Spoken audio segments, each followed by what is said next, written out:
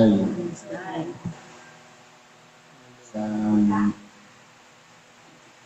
sa mapagpalang hapon po sa bawat isa. Nandito po tayo sa ating pagpapatuloy ng gawain kung saan nasa pangalawang bahagi tayo at ating pinabasa ang mga aralin, isitas at natutunan ng silbing gabay sa pang-araw-araw ng pamilya. Ngayon po dapat tayo dito sa dalawang sitas. Sabi po sa unang Korinto, Kapitulo 12, versikulo 1 hanggang 12. Ngayon tungkol sa mga kaloob na ayon sa Espiritu, mga kapatid, ay hindi po ibig na kayo'y makaanak. Ito po, ipinapayag ni Apostol Pablo, yung mga kaloob na ayon sa Espiritu, kinakailangan tayong matuto. Kinakailangan nating maunawaan ano ba ang mga kaloob na magkakaugnay, na isa lang ang pinanggagalingan.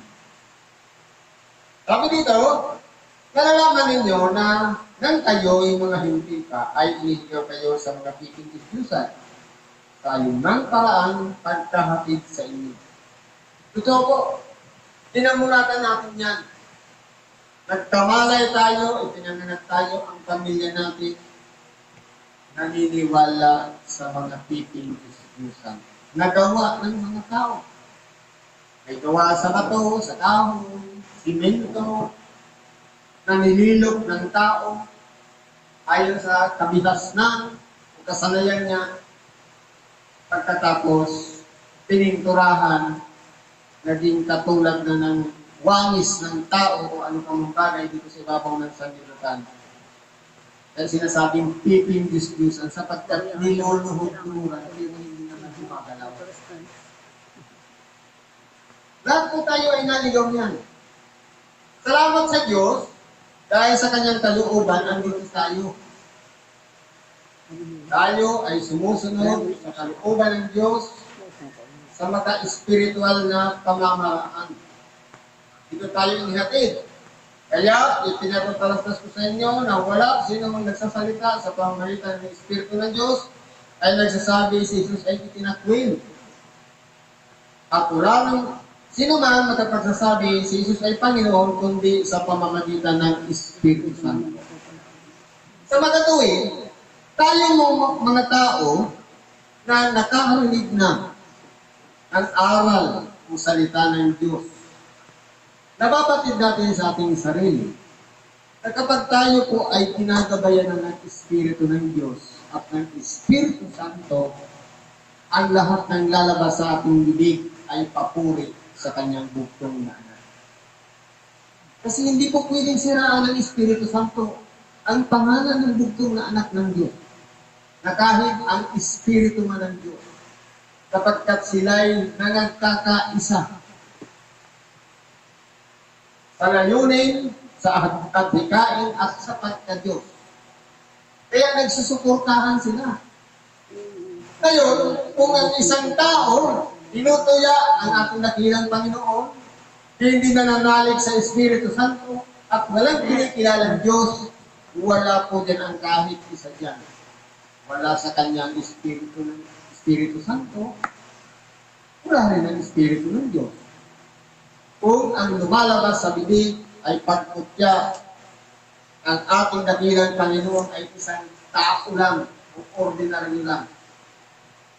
Kapag kinakailangan lumabas sa isang bibig na pinapungahan ng Espiritu ng Diyos na si Jesucristo ay Panginoon. Ganon din ang pinangunahan ng Espiritu Santo. Sapagkat sinabi ng ating dakilang Panginoon, darating sa inyo ang mga aliw at siya'y mangangaral sa inyo. Kukuha siya sa nasa akin. Ibig sabihin, yung naging buhay-buhay ng ating dakilang Panginoon, naging saksi ang Espiritu Santo. Kaya ginagamit tayo, ipinangangaral natin ngayon yung buhay-buhay ng ating dakilang Panginoon. Yun po yung udyok ng Espiritu Santo. Pero kung may pagtutya sa buhay na pinagdaanan ng ating dakilang Panginoon, wala pong Espiritu Santo. Yung pagkilala lang sa pangalan ng dakilang Panginoon,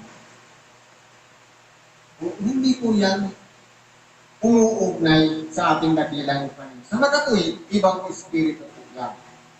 Ngayon, may iba't ibang kaloob, dapat isang espiritu.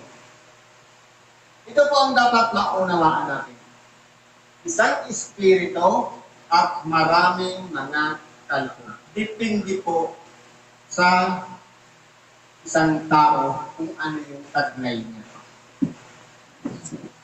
Kasi kung mapapansin po natin, sa isang tao, hindi niya naman na-perfect lahat ng kaloob ng Espiritu Santo taglay niya. Ito nangangaral siya ng salita ng Diyos. Marunong siyang magpatawad.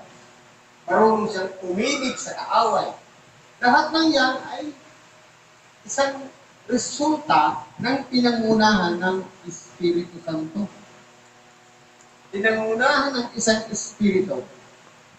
Pero may mga iba naman dyan, na may kalakasan siya, may kahinaan din sa ibang bagay.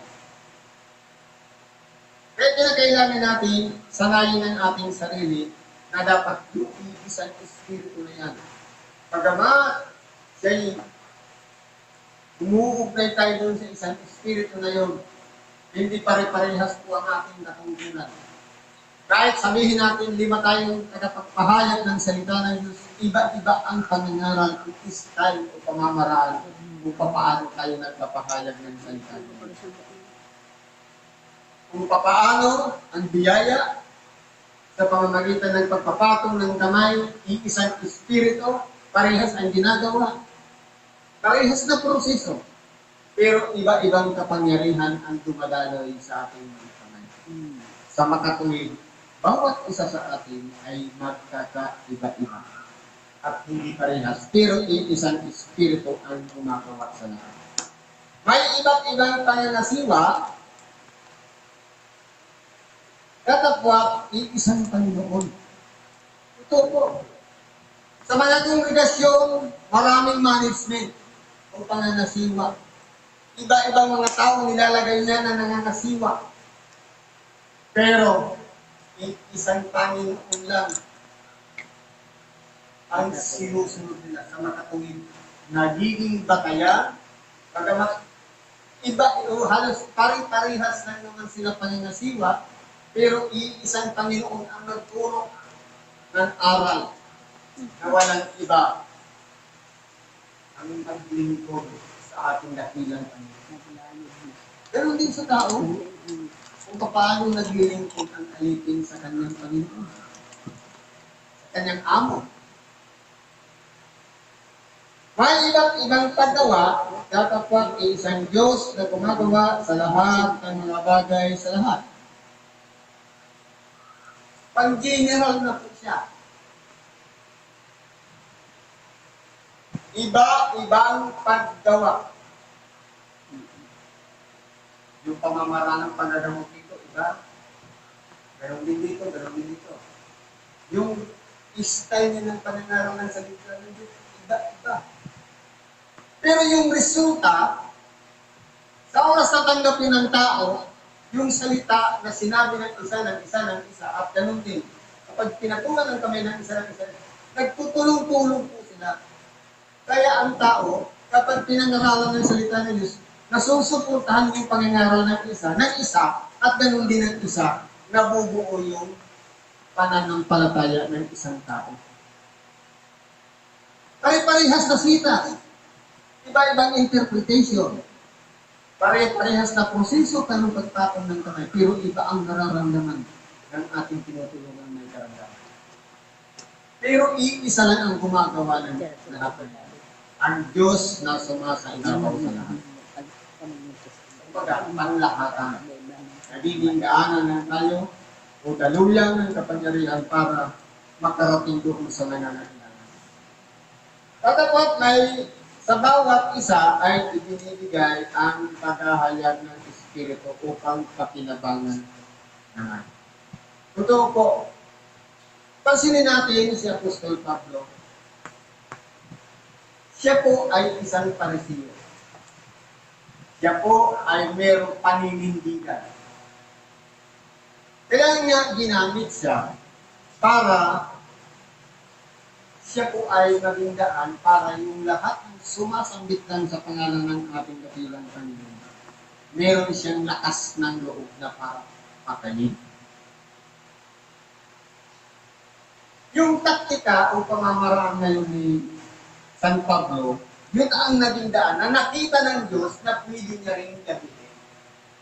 Sabi niya kay Ananias, bagong patungan ng kamay, siya'y sisidlang hirang sa akin. Sa magatuwid, yung kakayahan ni Apostol Pablo para gawin ang isang bagay na hindi siya natatakot mangaral kahit sa mga hindi, magagawa niya ni Apostol Pablo. Kaya yun ang ginawang batayan ng ating dakilang Panginoon.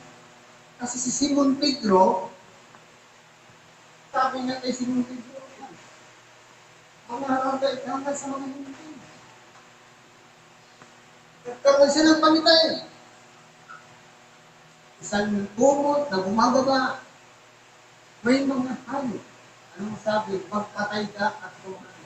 Anong sabi ni Simon Pedro? Panginoon, kahit kailan hindi ka pumasok sa ating bibig ang isang bagay na marinig. Sa makatuwid, ang pagkakaalam lang ni Simon Pedro, sa mga Hudyo lang siya sinugo para mangaral ng salita ng Diyos. At hindi pwede sa mga hindi. Kaya ngayon, pumasok ngayon si Apostol Pablo. Siya ngayon yung ginamit ng Diyos dahil kaya niyang humarap sa mga hindi. At nagkita pa nga ang dalawa na minsan si Simon Pedro sa halip na makumbinsi ang mga hintil, sumasang-ayon pa sila sa gawa ng hintil. Kaya, kumbaga, sinita siya ni Apostol Pablo. Paano ka makakakumbinsi kung pinakikibagayan mo ang isang tao sa halip na dapat ma-divert, pabago ang kanilang pagkatao? Sinasang-ayon na nila. Ganun pong nangyari. Kaya kung mapapansin po natin, tayo po ay binibigyan ng paghahayag ng Espiritu.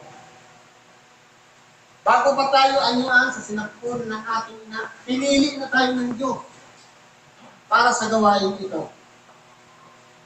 Para naman, yung mga tao na nasa paligid natin, yung palagi nating nagkakasalamuha, kapag kinabangan naman tayo ng Diyos para maging daluyan ng kanyang kapangyarihan. Nang sa ganon, mahayag yung Espiritu Santo sa buhay natin. At sa mga taong nakapaligid sa atin. Sapagkat sa isa sa pamamagitan ng Espiritu ay binibigay ang salita ng karunungan. Totoo po. At sa iba, ang salita ng kaalaman ayon din sa Espiritu. Isang Espiritu, pero nagtuturo ng kaalaman at karunungan. Ano po ang pagkakaiba ng dalawa na yan? Pag sinabing kaalaman, knowledge, sa pamamagitan kung paano natin ginagamit yung pamamaraan para makakumbinsi ng iba, para makahidayat ng iba. Kinakailangan natin ng karanasan nang sa ganon maging bihasa tayo sa kaalaman. Kasi kung hindi tayo mag-aaral, wala po tayong malalaman. Karunungan. Ito ang ibinibigay ng ideya sa atin kung paano natin sasabihin ang isang salita na pangkikaya. Nang sa ganon, sa panalangin pala, kung walang karunungan, sablay na tayo. Kaya sample natin, paano ba manalangin ng isang nanggagamo? Sabihin natin, hero. Kung walang karunungan, ang panalangin natin, Lord, sana maraming kapilay para may hindi mo. Pero kung gagamitan mo ng karunungan, ang sasabihin mo, Lord, salamat sa biyayang taglay. Taglay ko na ibinigay mo sa akin. Naway lahat ng mga nangangailangan ng kamay ko ito, ikaw na po ang bahala. Masumbungan ko siya para matulungan ko siya. In positive ways. na pananalangin. Pero yung logic ng panalangin na una at yung pangalawa, parehas lang. Pero ginamitan lang ng karunungan. Iba yung message, parehas na naman ang karunungan. Kaso may pagtataas yung isa at yung isa may pagpapakumbaba o pagpapahinubi. Sapagkat daluyan lang naman tayo ng kapangyarihan ng Diyos sa pamamagitan ng isang espiritu. Kaya po minsan, sa pabalik-balik natin ng templo, doon tayo nahuhubog ng kaalaman. At ganun din sa mga kakaibang na-encounter natin sa ating buhay, doon na mamalas na ang karunungan. At sa iba ay ang paggawa ng mga himala. Meron pong mga gumagawa na. Nagninilagro. Sa iba ay hula, at sa iba ay ang pagkilala sa mga espiritu, at sa iba ay pagkibang wika, at sa iba ay pagpapaliwanag ng mga wika. Hindi po yan pwedeng taglayin ng isang tao lang. Kaya iba-iba nga po. May mga tao na pinagkaluban dahil din sa isang espiritu, nagtatong lang ng kamay, gumaling na.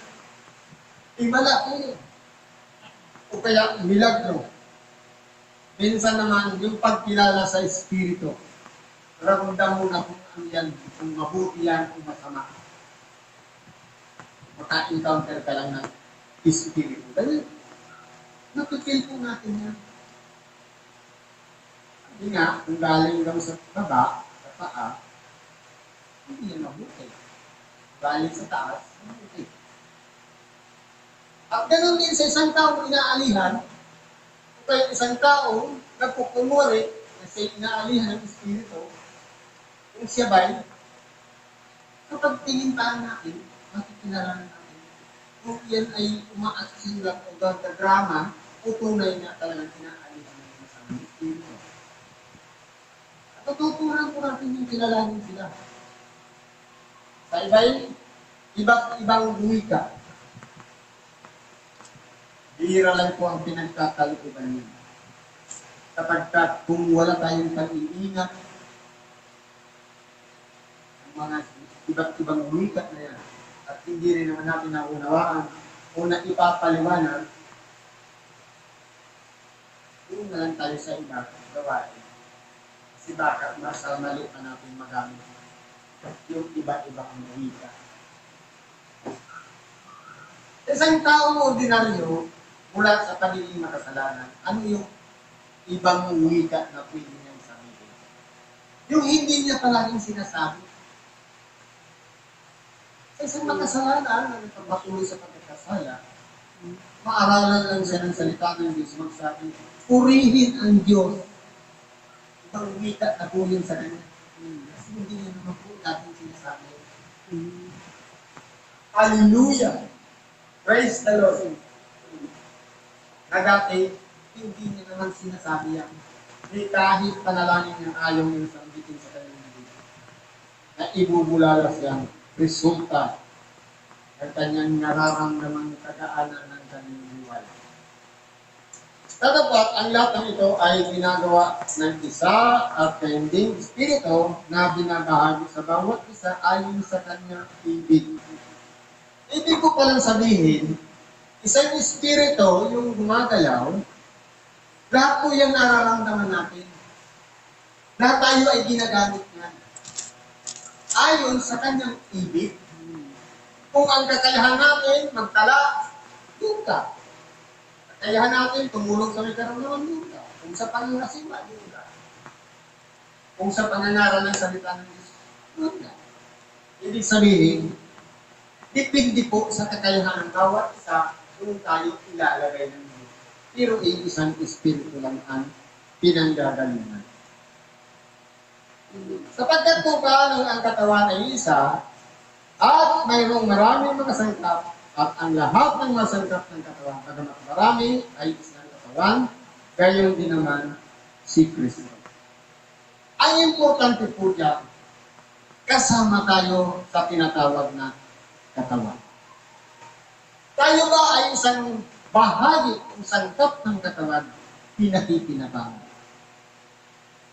Marahil, kung halimbawa, mayroong parte ng katawan na nakatago na hindi naman pinakikinabangan. Kasi hindi siya nakikita, pero malaki ang pakinabang. Sampu na lang. Ang kamay pala ginagamit. Ang mata, ang ilong, ang bibig, ang paa. At ganito. Subukan natin itong sarkan mo lang yan at hindi mo pahinahin ang init ng katawan. Aalboro ko ang buo natin temperatura ng ating katawan. Ibig sabihin, kung sino yung alin yung bahagi ng katawan na siyang mahina na hindi palaging gumagawa, siya pa ang may malaking pakinabang. Ganyan po ang kapakinabangan. Hindi puro bibig lang. May lumalabas, may bupasok, tayo. Subukan lang maghapon hindi tumuwi. Hindi magtrabaho ang puso. Ano nangyayari kaya sa tiyan? Kung tapat, sa tiyan, minsan, papunta pa rin sa colon cancer. Kasi puro ng kasukan lang, hindi na ilalabas. Kaya po, sa kalagayan natin, huwag natin iisipin, ako walang pakinabang. Hindi ako ginagamit o nagiginggan para maging bahagi ng katawan. Palagi natin iisipin, may pakinabang tayo, kaya tayo nariyan. Ang importante lang, kung ano yung ibig ng Diyos, tataglay natin, magtrabaho tayo. Ayon sa isang sangkap ng katawan na walang iba, bahagi tayo ng katawan ni Kristo. Iba-ibang sangkap, iba-ibang pakinabang, iba-ibang tungkulin, iba-ibang gawain, pero isa lang ang kumikilo sa lahat ang nakatuwid pa rin si Kristo na nabubuhay sa bawat isa sa atin. Kaya tayo pabalik-balik ng templo, nangangaral ang iba tumutulong sa may karamdaman, ang iba sa pangangasiwa, ang iba sa pagpapatong ng kamay, ang iba sa pagtuturo. Lahat ng yan ay sangkap ng katawan. Ang mahalaga, hindi pilay. Kagamat tayo yung kamay, tagapatong ng kamay, dapat nandito tayo para pupukarin ang katawan sa bawat linggo ng pagsamba natin sa ating dakilang Panginoon. Siguro po, hanggang dito na lang pakikita natin sa oras. Salamat sa Diyos. Panunan natin mga karaingan, kaya ipagkakwa natin sa Diyos. Sa ngalan ni Kristo Jesus, salamat at isang mapagpalang hapon sa bawat isa.